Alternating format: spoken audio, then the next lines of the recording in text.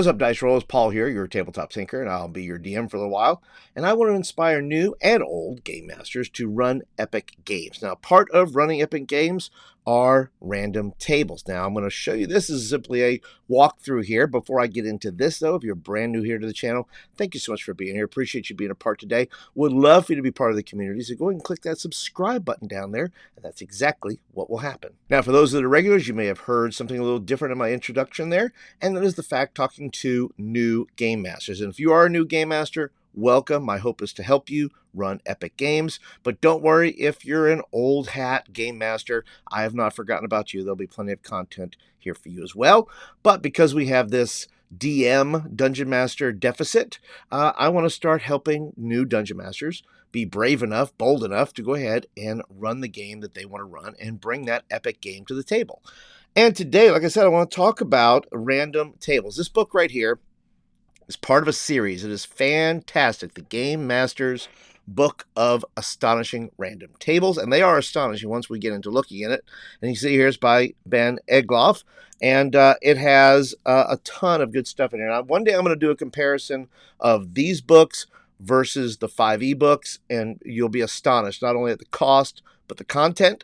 And this book here, like I said, it has also 3 adventures in it. We'll talk about that as well. So let's go ahead and open it up. And I'm going to do a series, by the way, on random tables. I have a whole bunch of notes that I'm going to share with you about, the 5, random tables that every DM needs. I'll talk about, recent things that I've done with random tables in games that I've played, and hopefully share that knowledge with you, and you will be better off for it, and you'll be able to run that epic game you want to play.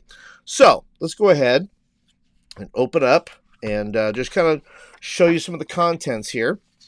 And as you can see here, the contents are a lot. There's quite a number that you got for world building. You have world building here. You have session building, magic and miscellaneous. You have your one-shot adventures there. So there's a ton in here. So whether you want to build a whole world, if you want to build a whole world, you can. But if you just want to work on your session, well, go ahead and work on your session. You can do that as well.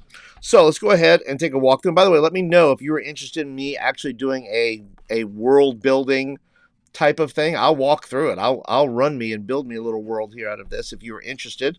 I'm just going to flip through, give you kind of the cursory glances of these pages. I won't go through all the introductions because there's a lot of words, and you don't have a lot of time, and you'd like to know about this book, I imagine. But like I said, there's a ton. If you want to start right from the beginning, from the get-go, it gets into deities. It gets into the kind of world it is. It gets into the alignment of the world and so forth. But I'm going to show you just some of the pages that I've enjoyed. As you can see, I've kind of marked them off here.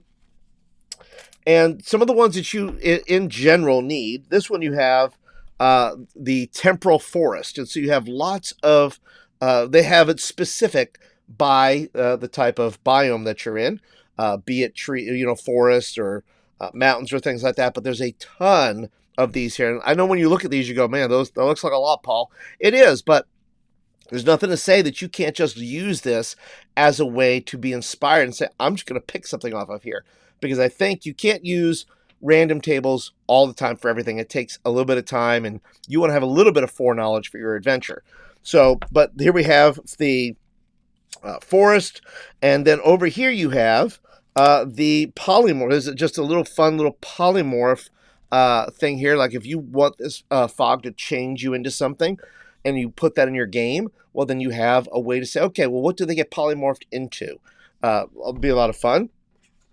And then we'll pop over here, and we'll show you things you should not touch. I really like that title. Things you should definitely shouldn't touch. As you can see here, there's a bunch of fun. There's one here. It talks about a cat rolls over on its belly for you to rub its belly, and of course, it's a mimic. There are 2 sprites inside of a globe. Once again, it doesn't tell you what to do, but it does tell you what's there. So if you can use that for some inspiration, if your players say, oh, what's in this room? Well, there's a podium with a globe on it with 2 sprites inside. And you can say they're fighting, you can say they're sleeping, you can say whatever you want to say, whatever they're doing. As we move on, You can see here's the adventures here. So you have these one-shot adventures that you have. And once again, you're getting 3 one-shot adventures in here. And they are various levels that you can be able to use. You can, let me show you this one here. It says, Never Tell Me the Odds. And it is a boy asks the party to solve the murder of his father, a veteran of a traveling gladiator tournament, an adventure by Matt and Marty Forbeck, suitable for 3 to 7. And once again, these are well laid out. These have the stat blocks. It's got maps for you to look at. It has, random tables already within it. And so there are lots of things you can use in there. Let's move over to the next adventure. Animated Defense. The party must come to the aid of a small town whose common folk are on the run from their seemingly sentient common items. And that is for levels 2 through 6. And then the third and last adventure that you have here is Things Are Not What They Seem. Chance Heroics and Royal Request send the party searching for stolen relics as they chase their quarry. They must overcome a dangerous fiend intent on selling their souls to the highest bidder. Well, that sounds like fun, doesn't it? And that's for 8 to 12 high level. So you have 3 different kinds of levels of adventures you can play. It is a fantastic book. It's part of a series. You can buy like a 3-pack of books. Once again, if you've seen my videos before, I'll put a link at the end of the video here where you can look at more of these kinds of books. And I will put all the links down below. I am an Amazon affiliate, so if you buy this book, a few pennies come my way, and that helps you support this channel, which I appreciate. So I'll have links to the other books and links to this book specifically, so you let me know. Do you love random tables? Do you have books on random tables? If you want me to do more about random tables, and I'm going to do more, but maybe you have something very specific or you have a very specific question about using random tables in your game, leave me a comment down below. Look forward to your comments. Be sure to go and click that thumbs up button that tells me you like the video and you want more of them, and I'll catch you guys in the next video.